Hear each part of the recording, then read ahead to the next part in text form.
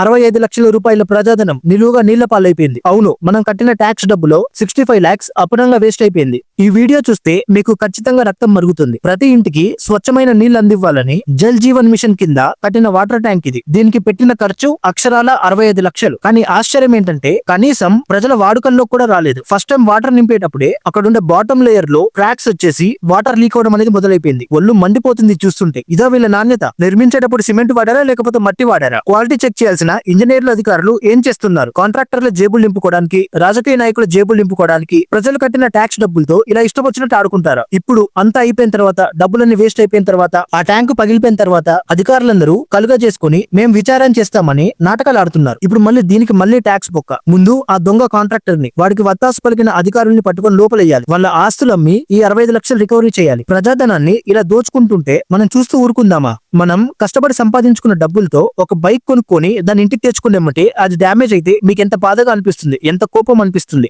అలాగే నువ్వు కష్టపడి సంపాదించిన డబ్బుల్లో నీకు తెలిసి తెలియక కూడా నువ్వు కట్టిన ట్యాక్స్ డబ్బులతోనే కట్టిన ట్యాంక్ ఇది కూడా కూలిపోయింది. మరి నీ కోపం రాదా? సో ఫ్రెండ్స్, దీనిపై మీ ఒపీనియన్ ఏంటో కామెంట్ చేయండి, వీడియో లైక్ చేయండి, ఛానల్ సబ్స్క్రైబ్ చేసుకోండి, మీ ఫ్రెండ్స్ తో షేర్ చేయండి.